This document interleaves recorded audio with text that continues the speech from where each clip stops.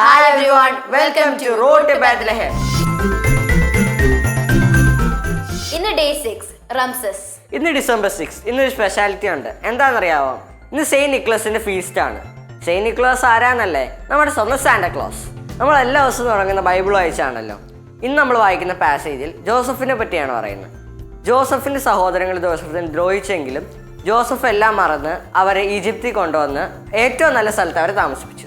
നമ്മുടെ ഫാമിലിയോട് റിഫ്ലക്ട് ചെയ്യേണ്ട ബൈബിൾ വാക്യം ഉൽപ്പത്തി 47 1 മുതൽ 12 വരെയുള്ള വാക്യങ്ങളാണ്. നമുക്ക് നമ്മുടെ സെഗ്മെന്റിലേക്ക് പോവാം. The Bible word.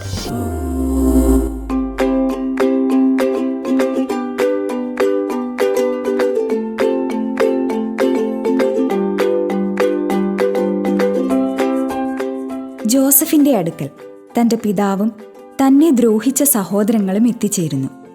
പ്രതികാരം ചെയ്യാനുള്ള എല്ലാ സാഹചര്യങ്ങളും ജോസഫിനുണ്ട്. പക്ഷെ പഴയതെല്ലാം മറന്ന് അവർക്ക് ആവശ്യമായ സൗകര്യങ്ങളെല്ലാം ചെയ്തു കൊടുക്കുന്ന ജോസഫിനെയാണ് നമ്മളിവിടെ കാണുന്നത്. ഈയൊരു മനസ്സാണ് പ്രധാനം. ഇത് തന്നെയായിരിക്കാം അദ്ദേഹത്തെ കർത്താവിൻ്റെ തിരഞ്ഞെടുക്കപ്പെട്ടവനാക്കിയത്. നമുക്കും ഇതുപോലെയാകണ്ടേ? ഹൃദയമറിയുന്ന കർത്താവ് തക്ക സമയത്ത് നമ്മളെയും ഉയർത്തിക്കൊള്ളും.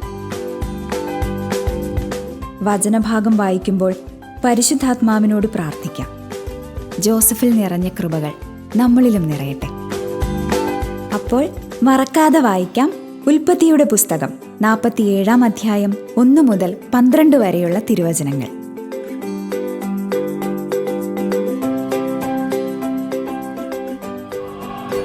ഇന്നത്തെ സ്റ്റോറി ഞങ്ങൾക്ക് ഗസ് ചെയ്യാൻ പറ്റും. But we won't tell. നമുക്ക് ഒരുമിച്ച് പോയി കഥ കേൾക്കാം. നമ്മുടെ അടുത്ത സെഗ്മെന്റ് ദ സ്റ്റോറി ടൈം.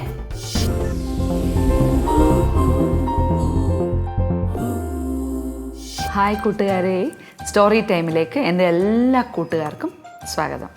ഇന്ന് ആലിസ് പറയാൻ പോകുന്നത് ഒരു സെയിൻറ്റിൻ്റെ സ്റ്റോറിയാണ്. എന്താ കാര്യം എന്നറിയുന്നത്? December 6 saint നിക്കോളാസിൻ്റെ ഫീസ്റ്റാണ്. ആരാ ഈ സെയിൻറ്റ് നിക്കോളാസ്?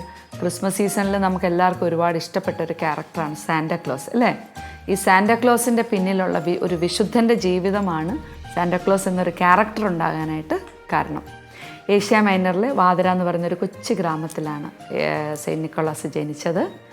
ഒത്തിരി സമ്പന്ന കുടുംബത്തിലെ അംഗമായിരുന്നെങ്കിലും പാവങ്ങളോട് ഭയങ്കര ഇഷ്ടമായിരുന്നു. നിങ്ങളുടെയൊക്കെ പ്രായത്തിൽ ഈ സ്കൂളിൽ പോകുന്ന സമയത്ത് ഇപ്പം നമുക്കറിയാം, നമ്മൾ സ്കൂളിൽ പോകുമ്പോൾ അമ്മ നമുക്ക് ലഞ്ചൊക്കെ പാക്ക് ചെയ്ത് തന്നോടും, ഇല്ലേ? അങ്ങനെ നിക്കോളാസ് പോകുന്ന സമയത്ത് വഴിയിൽ ആരെങ്കിലും കുഞ്ഞെ എനിക്ക് വിശക്കുന്നു എന്ന് പറഞ്ഞാൽ വേഗം ഈ കഴിക്കാനുള്ള ഭക്ഷണം എടുത്ത് കൊടുക്കും. അപ്പോൾ അങ്ങനെ ചെറുപ്പം തൊട്ടേ ഇത് അമ്മ വീട്ടിൽ വരുന്ന പാവങ്ങളെയൊക്കെ ഹെൽപ്പ് ചെയ്യുന്ന ചെറുപ്പത്തിലേ കണ്ടിട്ടുണ്ട്. അങ്ങനെയാണ് ഈ പാവങ്ങളെ സഹായിക്കാനുള്ളൊരു വലിയ മനസ്സ് നിക്കോളാസിൻ്റെ ഉള്ളിൽ ചെറുപ്പം തൊട്ടേ രൂപപ്പെട്ടു. അത് കഴിഞ്ഞ് ഒരു ചെറുപ്പം ഒരു യൗവനത്തിലേക്കൊക്കെ വന്ന സമയത്ത് അപ്പയും അമ്മയും നേരത്തെ മരിച്ചു. പിന്നെ ഒറ്റയ്ക്കായിരുന്നു. പക്ഷേ അപ്പോഴും എന്തിനാ എനിക്ക് ഇത്രയും പൈസ, ഇത്രയും സമ്പത്ത് കൊണ്ട് ഞാൻ എന്ത് ചെയ്യാനാണ്? അങ്ങനെ ഇതെല്ലാം വിറ്റ് പാവങ്ങളെ സഹായിക്കുമായിരുന്നു.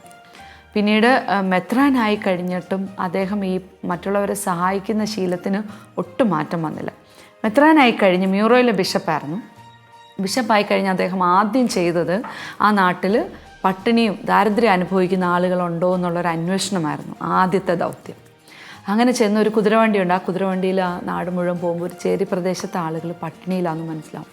വേഗം തിരിച്ചു വന്നിട്ട് ആ കുതിരവണ്ടിക്കകത്ത് കൊള്ളുന്ന അത്രയും ആഹാര സാധനങ്ങളും അരിയും പയറും അങ്ങനെ അതെല്ലാം കൂടെ കയറ്റി പോവും. അവിടെ ചെന്ന് ആളുകൾക്ക് കൊടുക്കും. അപ്പോൾ ഇവർക്ക് ശരിക്കും വിശപ്പ് ഉണ്ടെങ്കിൽ ഞങ്ങളുടെ പട്ടിണി മാറും എന്നുള്ളൊരു വലിയ സന്തോഷത്തിലേക്ക് ആ നാട്ടിലെ ആൾക്കാർ മാറി.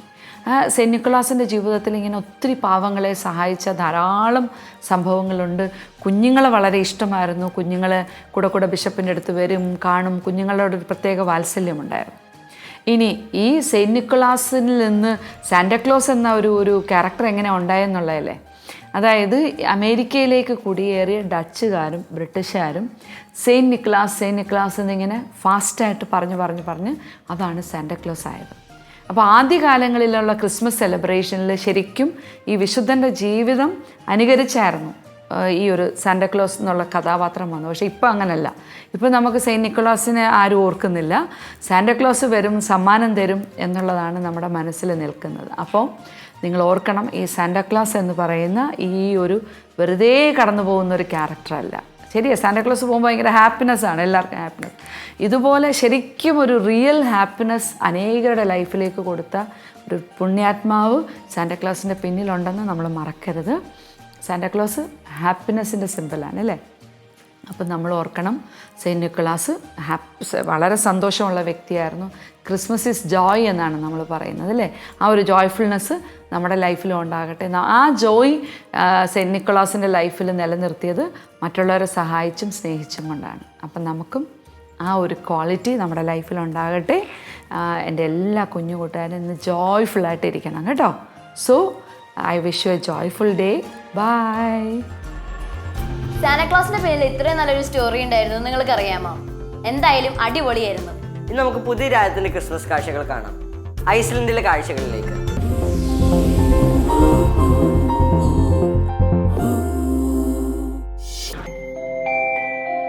ഇന്ന് നമ്മൾ ഐസ്ലൻഡിലെ ക്രിസ്മസ് ആഘോഷങ്ങളാണ് പരിചയപ്പെടുന്നത്. ഐസ്ലൻഡിലെ ക്രിസ്മസ് ആഘോഷങ്ങൾ ആരംഭിക്കുന്നത് നവംബർ അവസാന വാരത്തിലാണ്. അവസാനിക്കുന്നത് ജനുവരി 6 പൂജരാജാക്കന്മാരുടെ തിരുനാളിനാണ്. അവിടുത്തെ ഒരു പ്രത്യേകത അഡ്വന്റ് കാൻഡിൽസ് വീടുകളിലും കത്തിക്കുമെന്നതാണ്. ക്രിസ്മസ് സീസണുകളിൽ 5 ആഴ്ചകളിൽ ഓരോ ഞായറാഴ്ചകളിലും ഓരോ കളർ തിരികൾ കത്തിക്കും. അത് അനുതാപത്തിൻ്റെ, പ്രത്യാശയുടെ, സന്തോഷത്തിൻ്റെ, സമാധാനത്തിൻ്റെ, അങ്ങനെ ഓരോ പ്രത്യേകതകളുണ്ട് ഓരോ ക്യാൻഡിൽസിനും. അത് ഓരോ ഞായറാഴ്ചകളിലും കത്തിക്കുന്നത് ഐസ്ലാൻഡുകാരുടെ ഒരു രീതിയാണ്. അവസാനത്തെ തീ തെളിക്കുന്നത് ക്രിസ്മസ് രാത്രിയിലാണ്.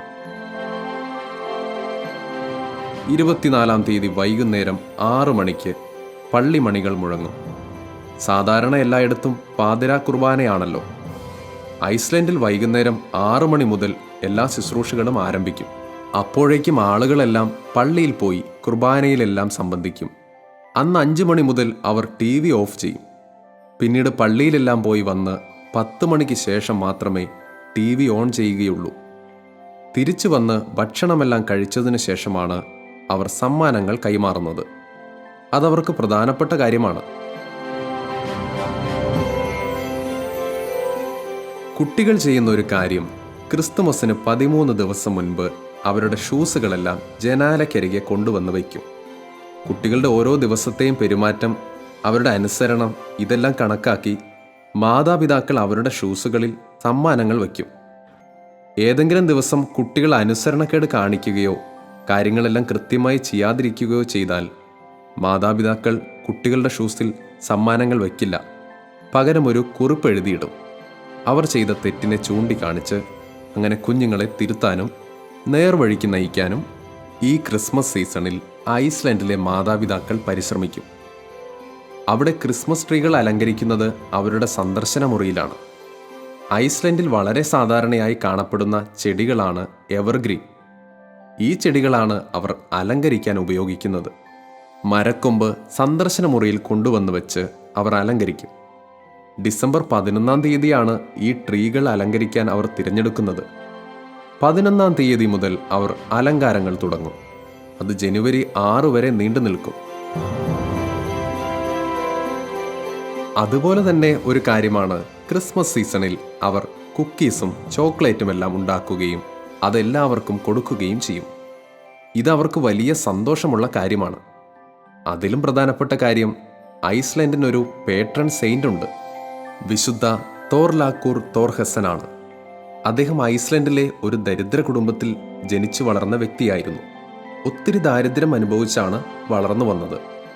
വളരെ ചെറുപ്പത്തിൽ തന്നെ കൊച്ചു കൊച്ചു പണികളൊക്കെ ചെയ്ത് വീടിനെ സഹായിച്ച് വൈദികനായി, മെത്രാനായി. അദ്ദേഹം മരിച്ചത് ജൂലൈ 11-നാണ്. ഐസ്ലൻഡുകാർ വിശുദ്ധൻ്റെ തിരുനാൾ ദിനം 2 ദിവസമാണ് ആചരിക്കുക. അദ്ദേഹം മരിച്ച ദിവസവും കൂടാതെ ഡിസംബർ 23. അന്ന് വിശുദ്ധൻ്റെ മാധ്യസ്ഥം ചോദിച്ച് പ്രാർത്ഥിക്കുകയും അന്ന് വളരെ കുറച്ച് ഭക്ഷണം കഴിച്ച് ഉപവസിച്ച് വിശുദ്ധൻ്റെ മാധ്യസ്ഥം തേടുന്നത് ക്രിസ്മസ് സീസണിൽ ഐസ്ലൻഡുകാരുടെ ഒരു പ്രധാനപ്പെട്ട കാര്യമാണ്. അതുപോലെ തന്നെ പുതുവർഷാഘോഷവും അവർക്ക് പ്രധാനപ്പെട്ടതാണ്. ഡിസംബർ 31 കുടുംബാംഗങ്ങളെല്ലാം ഒരുമിച്ച് കൂടി വീടിന് പുറത്ത് തീയിടും. തീയിടുമ്പോൾ അവരുടെ വിശ്വാസം പഴയ വർഷം കടന്നുപോയി പുതിയ വർഷത്തെ സന്തോഷത്തോടെ വരവേൽക്കുന്നതിൻ്റെ സൂചനയാണത്. മറ്റൊരു കാര്യം ഐസ്ലൻഡുകാർ ചെയ്യുന്നത് അവർ ക്രിസ്മസ് സീസണിൽ സിമിത്തേരികളും അലങ്കരിക്കുമെന്നുള്ളതാണ്.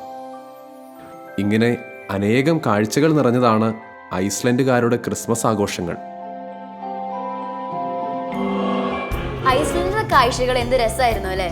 അതെ, ഈ മൂടുകളെ നമുക്കൊരു പാട്ട് കേട്ടാലോ? നമ്മുടെ അടുത്ത segment carol singing.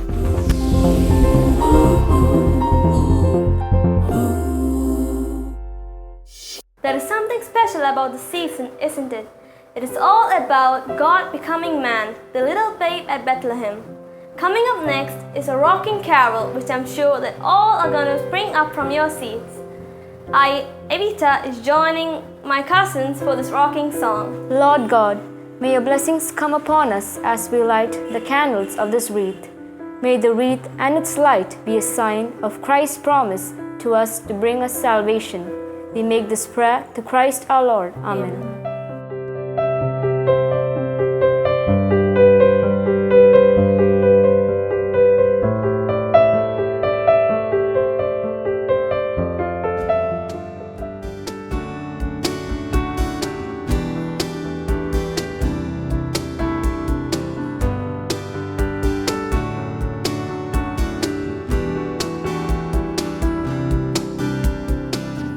What the ribbons and bows didn't mean a thing. Would the song still survive with the 5 golden rings? Would you still want a kiss without a mistletoe? What would happen if God never let it snow? What would happen if Christmas carols stole the light? Tell me, what would you find? You see that today holds something special, something holy, not superficial. So here's to the birthday boy who saved our lives. It's something we all try to ignore and put a wreath up on your door. So here's something you should know that is for sure. Christmas must be something more.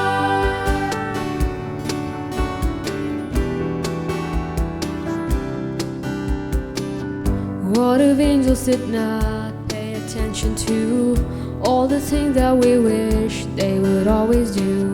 What if happiness came in a cardboard box? Then I think that was something we all forgot. What would happen if presents all went away? Tell me, what would you find? You see that today holds something special, something holy, not superficial. So here's to the birthday boy who saved our lives. It's something we all try to ignore and put a wreath up on your door. So here's something you should know that is for sure. Christmas must be something more. We get so caught up in all of it, business and relationship, 100-mile-an-hour life. And it's the time of the year, everybody is here. It seems the last thing on your mind is that the day holds something special, something holy, not superficial. So here's to Jesus Christ who saved our lives. It's something we all try to ignore and put a wreath up on your door. Now here's something you should know that is for sure. Christmas must be something. Christmas must be something. Christmas must be something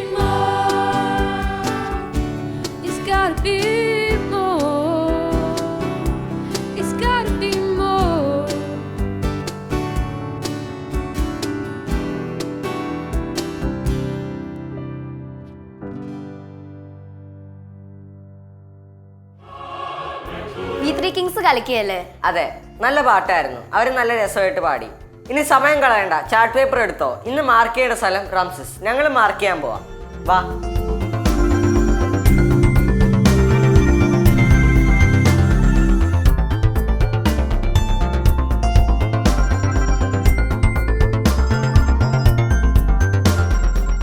അപ്പോൾ activity ചെയ്യുന്നു. ഞങ്ങൾ mark ചെയ്തു, നിങ്ങൾ mark ചെയ്തിട്ടില്ലേ?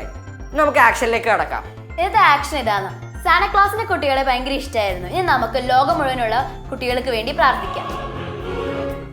ഇന്നലെ നൽകിയ ചോദ്യത്തിനുത്തരം Reuben.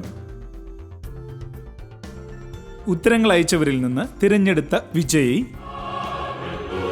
Cera അന്ന സ്റ്റാൻലിൻ, വയലിൽ house, Padinjarakkara പിയോ, വല്ലകം, Vaikom, Kottayam. കൂട്ടുകാരെ, ഇനി എല്ലാ ദിവസത്തെ സമ്മാനത്തിനുള്ള ചോദ്യത്തിന്റെ സമയമാണ്. ഇന്നത്തെ ചോദ്യം: ഈജിപ്തിലെ ഏത് ദേശമാണ് ജോസഫ് സഹോദരന്മാർക്ക് കൊടുത്തത്? ശ്രദ്ധിച്ചു കേട്ടാ ഞാൻ ഒന്നും കൂടെ പറയാം. ഈജിപ്തിലെ ഏത് ദേശമാണ് ജോസഫ് സഹോദരന്മാർക്ക് കൊടുത്തത്? നിങ്ങൾ ആൻസേഴ്സ് അയക്കേണ്ട നമ്പർ 9605818881. ഞാൻ ഒന്നും കൂടിയും പറയാം, 9605818881. എല്ലാ കാര്യങ്ങളും അടിപൊളിയായിട്ട് ചെയ്യാം. നമ്മുടെ പ്രോഗ്രാം അതിൻ്റെ ചെയ്യാൻ സമയമായി.